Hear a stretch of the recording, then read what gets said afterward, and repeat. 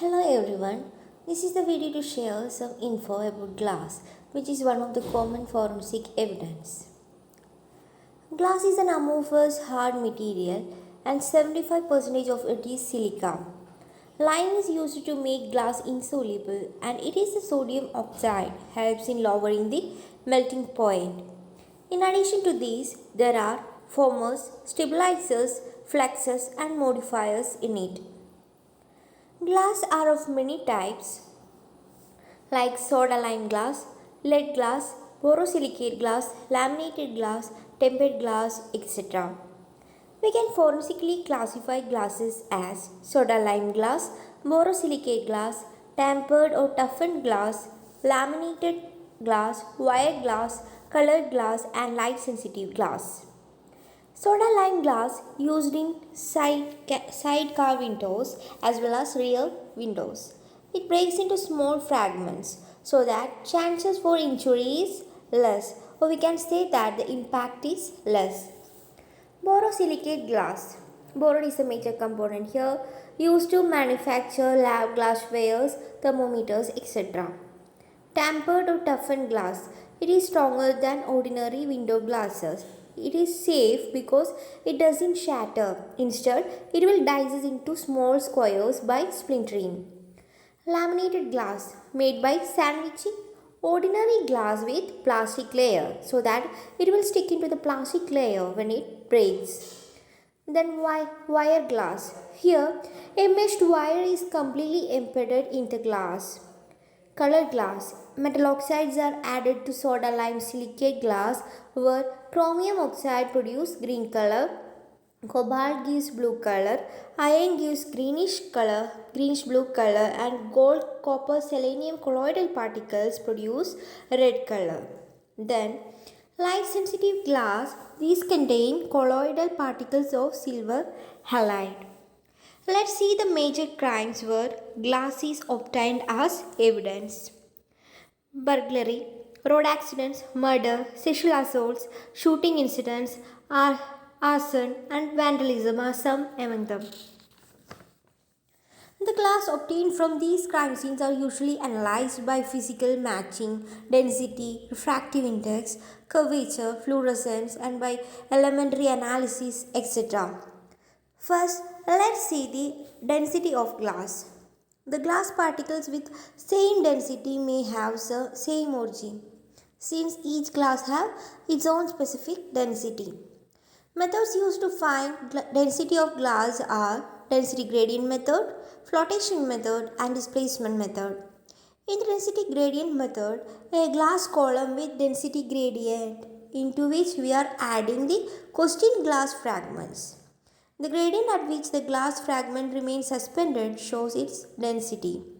In the flotation method, the questioned glass fragments are adding into a liquid. Then we are adjusting the density of liquid by adding some other liquids. The point at which the glass suspends will give its density. Then the displacement method. Here the amount of water displaced by the questioned glass fragments will give its density. Moving into refractive index. We know that the refraction means bending of light caused by decreasing the speeding of light while passing through another medium. The amount of this bending is termed as a number called refractive index. This is the most commonly used property in the forensic examination of glass. We can calculate it by dividing the speed of light in vacuum with that in medium. If the refractive index of liquid and the glass are different, we can see a back line in it. Here are the three methods that we are commonly used in measuring refractive index: laser, oil, and annealing. First of all, laser. The speed of the light decreases while passing through denser substances or medium.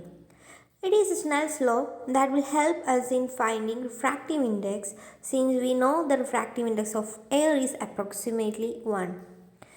Next one is oil. Here we are placing the questioned glass fragments or pieces in the liquid with non-refractive index. If backline is absent, it is showing same density. If the baseline is present, then it shows that the refractive index is different in both liquid as well as the glass. This can be more accurately seen by connecting computer with microscope. This system is called glass refractive index measurement. We can also change the refractive index of oil by heating rather than changing the liquids. Here is the box with refractive index of different glasses. You can have a look on it. Then let's move to annealing. Here we are removing the internal stresses from the glass by applying heat in a controlled manner. Question glass fragments are heated in a small metal container up to 590 degrees Celsius. Then we are leaving it for 12 minutes in that temperature itself. After that only we are allowing it to cool at 4.5 degrees Celsius per minute until it reaches 425 degrees Celsius. Again, the glass is kept at this temperature for a minute and then we are allowing it to cool and then we are recalculating the refractive index. Non-toughened glass shows slightly increase whereas toughened glass will show higher increase in refractive index while heating. The refractive index of controlled and question sample must be same before and after annealing.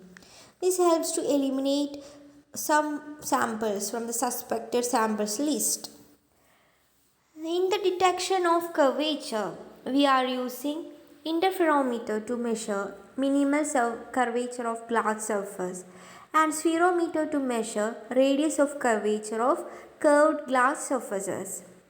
Since glass had an exposure history with tin bath, it will produce fluorescence in short wave UV light. Fluorescence spectroscopy can be used to examine fluorescence of small specimens, that is approximately 0.05 mm square. Then comes the elemental analysis. It is not commonly used method since it is destructive as well as highly expensive. Neutron activation analysis, flameless atomic absorption spectrometry, inductively coupled plasma mass spectrometry, etc. can be used for this.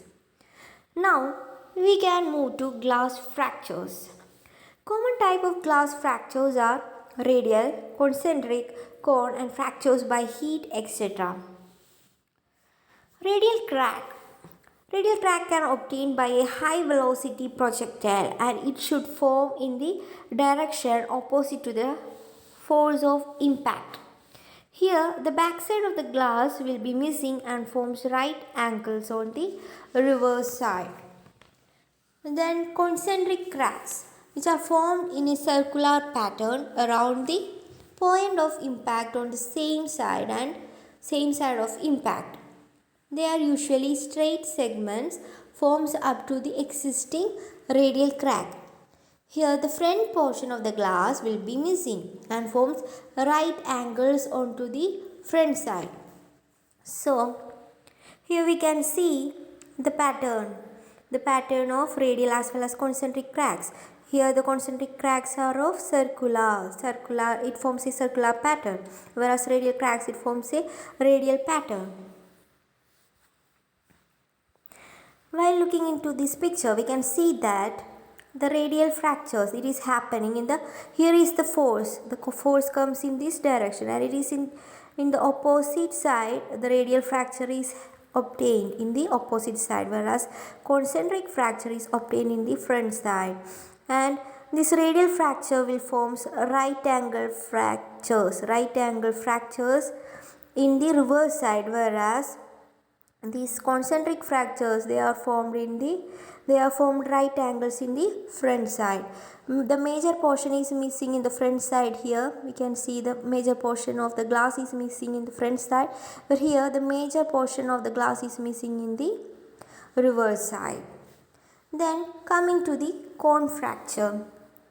Cone fracture, this is formed by high velocity projectile like bullet, which penetrates the glass and leaves a round shaped hole surrounded by radial and concentric cracks. It helps to determine point and direction of impact. Like other holes due to bullet, the entry holes will be lesser than exit holes. Then next, Coming to the fracture by heat. We may have an experience while pouring hot tea or coffee into a glass, leading to a crack on it. This is what we are going to see. Such random and wavy lines moving away from the point of contact of heat is usually seen in common type of glasses. Mainly seen in arson cases, we can see these random and wavy lines. This is entirely different from that of the concentric and that of radial cracks.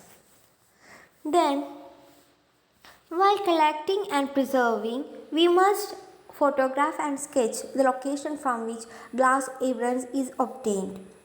Objects with glass, dust or fragments must wrap properly and submit to the labs for examination. Be careful of fingerprints, dust, dirt, blood stains and other foreign particles in the glass. Small glass fragments should collect in paper bundles, coin envelopes, pill boxes, film cans, whereas large fragments should collect separately in boxes with tissue or cotton to avoid breakage or damage. Marking and labeling should be done properly. In the hit and run cases, don't forget to collect all glass pieces. Some of these glass pieces may be obtained from far distance because the vehicle is moving. Don't forget to collect the glass pieces remaining in the headlight or windows for comparing in the later purpose. So, I hope that this video is helpful for you. Thank you for listening. Thank you very much.